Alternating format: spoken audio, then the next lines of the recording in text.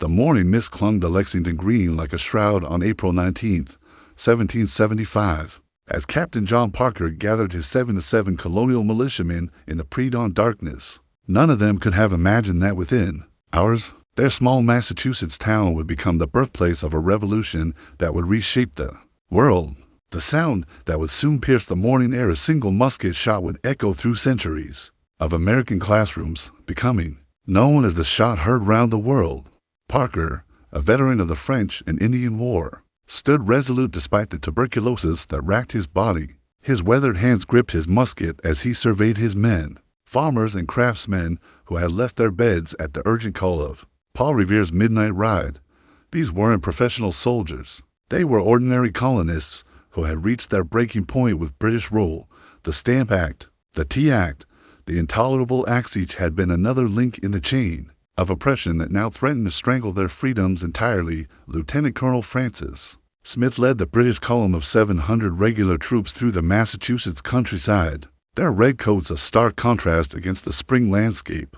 King George III's orders were clear: march to Concord, seize the colonial weapons cache, and arrest the rebel leaders Samuel Adams and John Hancock. It seemed a simple military operation, yet Smith felt an inexplicable unease as his men advanced through the hostile territory, where every shadow might conceal a colonial spy. The intelligence network that had warned the colonists was remarkable in its efficiency. From the moment the British troops had left Boston, writers like Revere, William Dawes, and Samuel Prescott had spread word through the countryside. Church bells rang out in coded sequences, lanterns flickered in prearranged signals, and the colonial militia system, years in the making, activated with clockwork precision. The British were walking into a trap they didn't even realize had been set. As dawn approached, the two forces converged on Lexington Green with an inevitability that seemed almost supernatural. The colonists had debated through the night whether to stand and fight or disperse. Some argued that facing British regulars in open combat was suicide. Others maintained that their cause demanded they make a stand, regardless of the odds. Parker's decision to form his men on the Green represented more than military strategy. It was a declaration that Americans would no longer bow to tyranny. The British advance guard, led by Major John Pitcairn, crested the hill overlooking Lexington. As the sun painted the eastern sky in shades of gold and crimson, below them, the colonial militia stood in formation, their presence both defiant and vulnerable. Pitcairn, an experienced officer who had served in various colonial conflicts, recognized the gravity of the moment. One wrong move, one misunderstood order, and the uneasy peace between Britain and her American colonies would shatter forever. In that suspended moment before history pivoted, both sides faced a choice that would define generations. The colonists could disperse and live to fight another day, or they could stand their ground and risk everything for principles that had no guarantee of success. The British could treat this as a minor insurrection requiring gentle handling, or they could use overwhelming force to crush colonial resistance once and for all. Neither side fully understood that they stood at the threshold of creating a new nation, one that would become a beacon of liberty for the entire world. Major John Pitcairn spurred his horse forward as his advance companies spread across Lexington Green, their bayonets glinting in the morning light.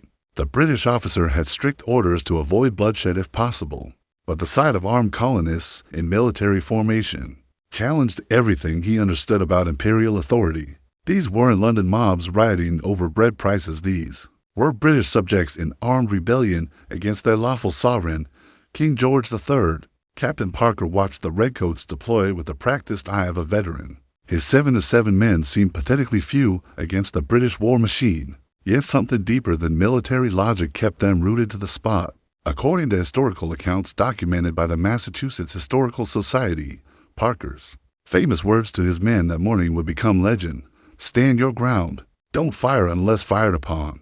But if they mean to have a war, let it begin here." The tension on the Green was electric as both sides faced each other across a divide that represented more than mere geography. For the British, this was about maintaining order in an increasingly rebellious empire. The East India Company's tea monopoly, the right to quarter troops in colonial homes, the authority to tax without representation, these weren't negotiable points of policy, but fundamental assertions of imperial power. To yield here would invite chaos throughout the empire.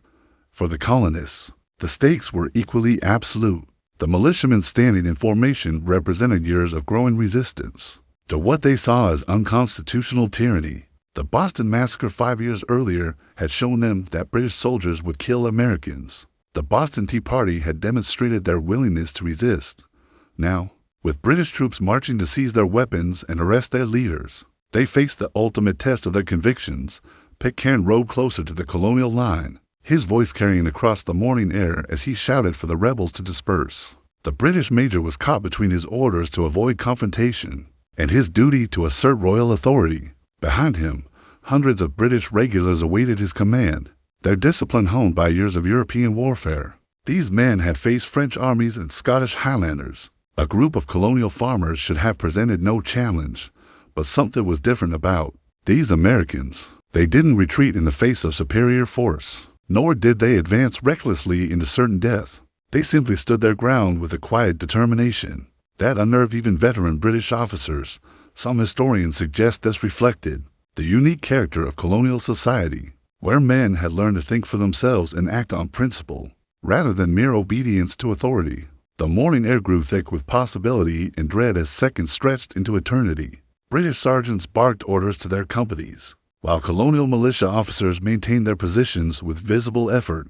Every man present understood that the next few moments would determine not just their personal fates, but the future of an entire continent. The principles of liberty and self-governance that had been debated in taverns and town halls were about to be tested with blood and iron dot as the standoff continued. Both sides grappled with the magnitude of what was unfolding.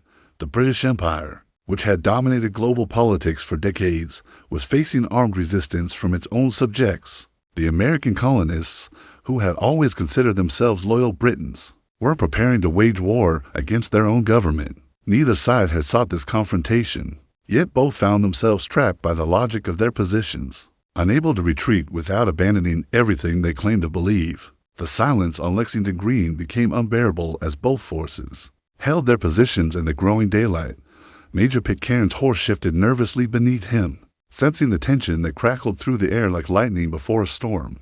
The British officer found himself in an impossible position, ordered to assert royal authority while avoiding the very confrontation that assertion might provoke. Behind him, Lieutenant Colonel Smith's main column was approaching, their measured footsteps marking time like a funeral dirge. Captain Parker's militia stood firm despite their obvious disadvantage. These men had families sleeping in nearby houses, businesses that depended on peaceful relations with their neighbors, and everything to lose if this confrontation escalated.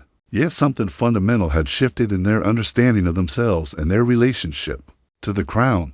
They were no longer merely subjects of King George III. They were Americans defending American soil against foreign occupation.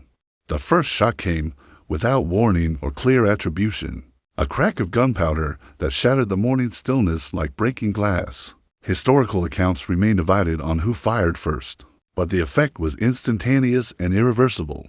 As documented in David Hackett Fisher's comprehensive study Paul Revere's Ride, the confusion that followed demonstrates how quickly political theory transformed into deadly reality. British regulars, trained to respond to threats with overwhelming force, began firing despite Pitcairn's frantic attempts to maintain control. The disciplined volleys that had broken French lines at Quebec and scattered Highland charges at Culloden now targeted American farmers and craftsmen who had never faced professional soldiers in battle. The colonists, vastly outnumbered and outgunned, scattered across the green as musket balls whistled around them. Jonas Parker, Captain Parker's cousin and one of the militia's most determined members, fell wounded but continued to reload his musket while lying on the ground. His defiance in the face of certain death embodied the spirit that would carry America through 8 years of Revolutionary War. When a British soldier approached with fixed bayonet, Parker refused to surrender, dying as he had lived on his own terms, beholden to no authority but his own conscience. The brief firefight lasted only minutes, but its consequences would echo through centuries.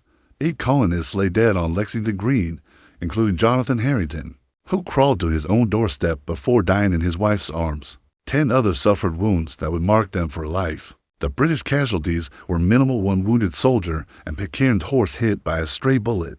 But the psychological impact on both sides was profound. As the smoke cleared, both British officers and colonial survivors grappled with what they had unleashed.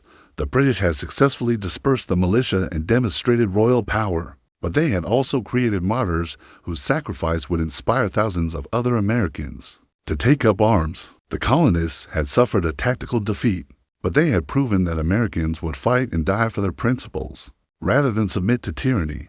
The British column reformed and continued toward Concord, leaving behind a green stained with American blood and forever changed in its significance. What had been a simple village common became a shrine to liberty, a place where ordinary people chose death over submission. The news of Lexington would spread throughout the colonies, with unprecedented speed, transforming local grievances into continental revolution.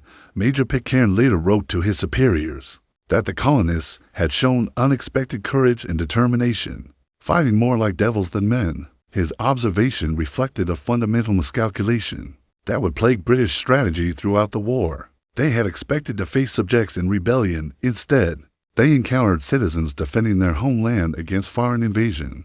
The distinction would prove decisive in the conflict that was now inevitable. Lieutenant Colonel Francis Smith's column pressed forward toward Concord, with the weight of the morning's events heavy on every soldier's mind. The brief encounter at Lexington had crossed a line that could never be uncrossed, transforming what had been conceived as a police action into the opening engagement of a war that would consume 8 years and countless lives. The British regulars marched in perfect formation, their discipline masking the uncertainty that gnawed at officers and enlisted men alike. The countryside around them seemed ominously quiet, yet Smith's experience I detected signs of mobilization. Everywhere, smoke signals rose from distant hills. Church bells rang in patterns that clearly carried coded messages, and the colonel caught glimpses of armed men moving through the forests that flanked the road. The colonial intelligence network that had warned of their approach was now coordinating resistance on a scale that suggested far more than local defiance. In Concord, Colonel James Barrett commanded the provincial forces with the calm authority of a man who had spent months preparing for this moment. Barrett understood that the weapons cast the British sought to destroy represented more than military supplies. It embodied colonial determination to defend themselves against tyranny. The muskets, cannon, and ammunition hidden throughout the town had been gathered through sacrifice and careful planning by communities throughout Massachusetts. The British search of Concord revealed the effectiveness of colonial preparations. Most of the military supplies had been moved to safer locations during the night, hidden in barns and root cellars throughout the surrounding countryside. Smith's men found some weapons and supplies, which they dutifully destroyed, but the bulk of the arsenal had vanished like morning mist. The colonists had outmaneuvered the British before the first shot was fired. While British companies searched the town, colonial militia continued to gather on the hills overlooking Concord. These weren't the hasty assemblages of local farmers that British intelligence had expected, but organized military units with clear command structures and predetermined objectives. According to Ralph Waldo Emerson's later account, based on testimony from participants, over 400 colonial soldiers had assembled by mid-morning, their numbers growing with each passing hour. The psychological dynamics of the situation were shifting in ways that neither side fully comprehended. The British regulars, accustomed to facing European armies in formal battles, found themselves surrounded by an enemy that refused to engage according to conventional military doctrine. The colonists appeared and disappeared like ghosts, always present, but never vulnerable to decisive attack. This was warfare unlike anything in British military experience. Colonel Barrett deployed his forces with the strategic acumen of a professional soldier, positioning companies to control key terrain while maintaining escape routes should the engagement turn against them. The colonists had learned from European military theory, but adapted it to American conditions, creating a hybrid form of warfare that would frustrate British commanders throughout the Revolution. They fought when conditions favored them and melted away when faced with superior force. The British destruction of colonial supplies in Concord represented more than military necessity. It was an assertion of imperial authority over subjects who had dared to arm themselves without royal permission. Every musket destroyed, every barrel of gunpowder scattered, sent a message about the relationship between rulers and ruled. The Crown would not tolerate armed resistance to its authority, regardless of colonial claims about natural rights or constitutional protections. Yet even as they carried out their orders, British officers recognized that they were fighting a different kind of war than they had been trained for. The enemy was everywhere and nowhere. striking when least expected and vanishing before effective retaliation was possible. The rules of engagement that governed European warfare seemed irrelevant in this strange conflict where every tree might conceal a sniper and every farmhouse might harbor rebels. The morning's events had created a momentum that neither side could control, pushing both toward a confrontation that would test everything they believed about courage, principle, and the price of freedom. The Old North Bridge over the Concord River became the focal point of colonial resistance. As Major John Buttrick positioned his companies on the high ground, overlooking the wooden span, the bridge itself was unremarkable, a simple structure that local farmers used to reach their fields. But its strategic importance was undeniable.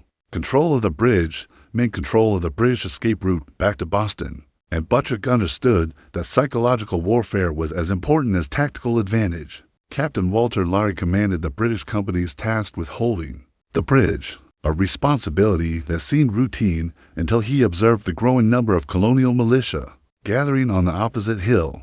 What had begun as a minor security detail was rapidly becoming a major tactical challenge. Lowry's men were veteran soldiers, but they found themselves increasingly isolated as colonial forces surrounded their position.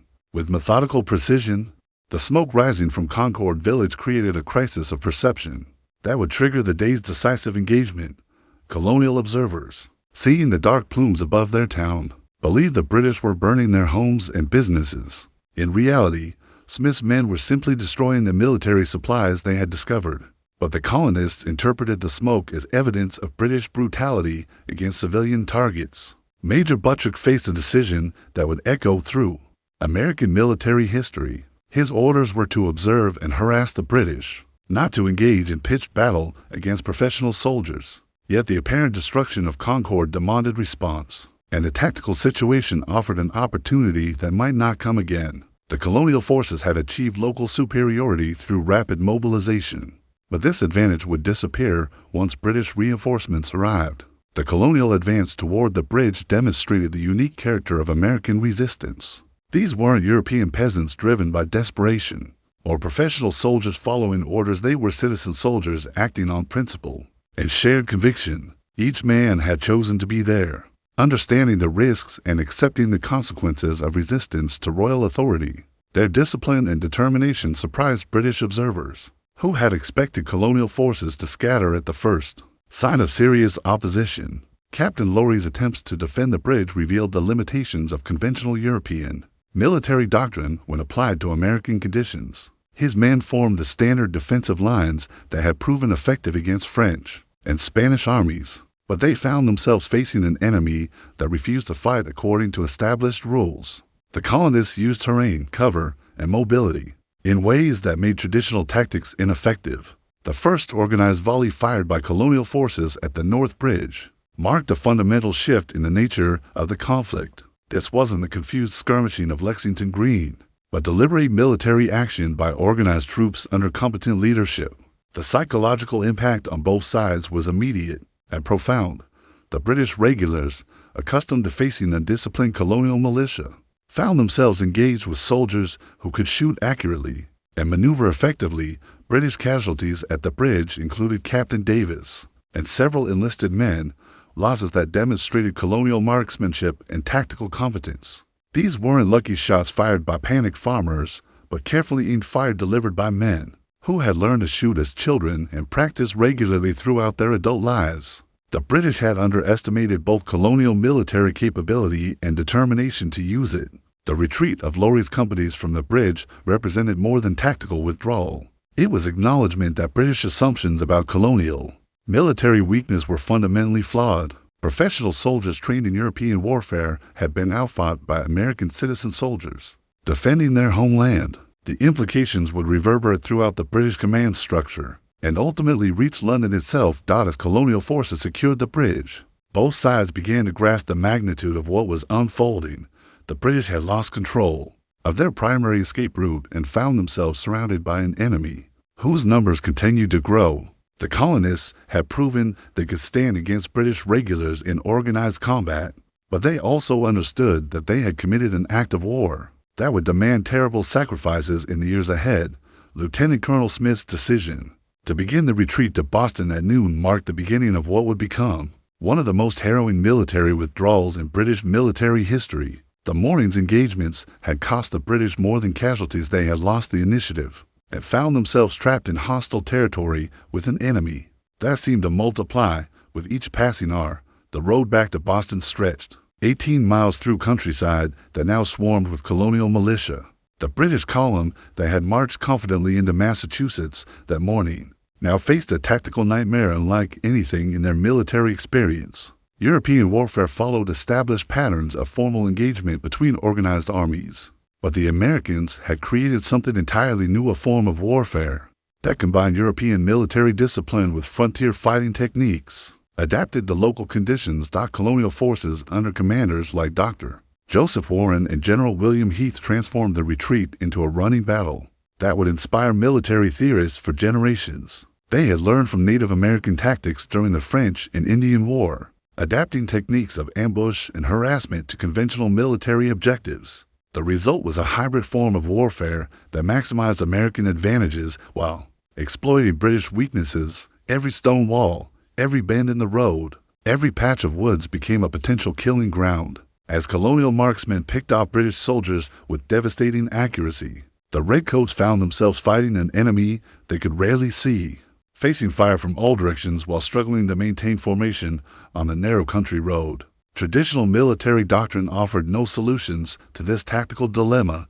The psychological impact on British morale was as significant as the physical casualties. These were veteran soldiers who had faced French armies and Highland charges, yet they found themselves terrorized by an enemy that refused to fight fair according to European standards. The colonists appeared and disappeared like phantoms, striking when least expected and vanishing before retaliation was possible. This wasn't warfare as British officers understood it. It was something entirely new and terrifying. British attempts to clear the flanking forces proved futile and costly. Companies deployed to sweep the woods found themselves isolated and vulnerable, facing colonial forces that knew every path and hiding place in their native countryside. The Americans fought with the advantages of local knowledge, superior marksmanship, and desperate motivation, while the British struggled with unfamiliar terrain and unclear objectives. The arrival of British reinforcements under Lord Hugh Percy at Lexington provided temporary relief, but also demonstrated the escalating nature of the conflict. Percy's relief column included artillery, which proved effective in dispersing concentrated colonial forces. But the fundamental problem remained unchanged. The British were fighting a war for which their training and doctrine had not prepared them against an enemy that refused to acknowledge conventional limitations. Colonial casualties during the running battle were surprisingly light, reflecting their tactical advantages and familiarity with local terrain. The Americans could choose when and where to engage, concentrating superior numbers at crucial points while avoiding British strengths. This flexibility would become a hallmark of American military strategy throughout the Revolutionary War. As documented in British military records, the retreat cost the Redcoats dearly in both men and morale. By the time Percy's combined force reached the safety of Charlestown Peninsula, British casualties numbered 173 killed, wounded, and missing. More importantly, the myth of British military invincibility had been shattered by American farmers and craftsmen fighting to defend their homes and families. The transformation of organized retreat into chaotic flight demonstrated how quickly military situations could deteriorate when facing an unconventional enemy. British discipline, trained over decades of European warfare, began to crack under the sustained pressure of constant harassment. Some units maintained good order throughout the withdrawal, but others dissolved into panic-stricken mobs concerned only with reaching safety. The British column that finally reached safety at Charlestown Peninsula had been forever changed by their 18-mile journey through the Massachusetts countryside. What had begun as a routine military operation to seize rebel supplies had become a traumatic introduction to a new form of warfare that would challenge everything British commanders thought they knew about colonial resistance. The casualties: 73 British dead, 174 wounded, and 26 missing told only part of the story. The colonial forces that had inflicted this defeat represented something unprecedented in military history: a citizen army that had outfought professional European soldiers through superior tactics, local knowledge, and unshakable determination. Their casualties, 49 killed and 39 wounded, were remarkably light considering the magnitude of their achievement. They had proven that Americans could not only resist British authority, but defeat it in open combat. News of the battle spread throughout the American colonies with unprecedented speed, carried by riders who understood that they were announcing not just military events, but the birth of a new nation. Town after town received word that Americans had stood against the British Empire and emerged victorious. The psychological impact was immediate, and profound. Colonists who had feared British military power now saw that resistance was not only possible, but successful. The British government's response to Lexington and Concord revealed a fundamental misunderstanding of American character and motivation. Rather than recognizing the depth of colonial grievances, London interpreted the battles as evidence that stronger measures were needed to suppress rebellion. This miscalculation would lead to 8 years of increasingly brutal warfare that ultimately cost Britain its most valuable overseas possessions. King George III's declaration that the American colonies were in open rebellion transformed what had been political resistance into declared war. The legal and constitutional implications were staggering. British subjects were now officially enemies of the Crown, their property subject to confiscation, their leaders liable to execution for treason. The bridge between reconciliation and independence had been burned as thoroughly as any military objective. The Continental Congress, meeting in Philadelphia, faced decisions that would determine the fate of European civilization in North America. The delegates, who had previously sought reconciliation with Britain, now found themselves managing a war that had begun without their authorization, but demanded their leadership. The transformation from protest movement to revolutionary government occurred with breathtaking speed. Modern educators continue to teach the Battle of Lexington and Concord because it represents themes that transcend historical chronology. The courage of ordinary people facing overwhelming odds, the power of principle to motivate extraordinary sacrifice, the birth of democratic ideals through armed resistance to tyranny. These concepts remain as relevant today as they were on April 19, 1775.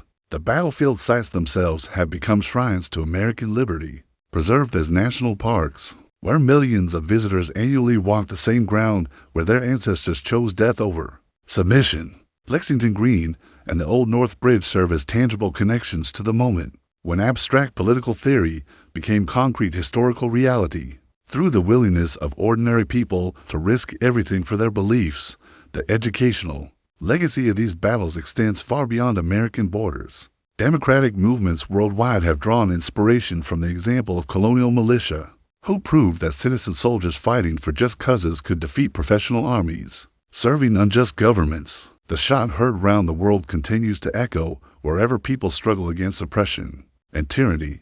Perhaps most importantly, Lexington and Concord established the principle that governments derive their legitimacy from the consent of the governed, and that people have not only the right, but the duty to resist when that consent is withdrawn. This revolutionary concept, born in the smoke and blood of a Massachusetts morning, became the foundation of modern democratic government and continues to inspire freedom movements across the globe.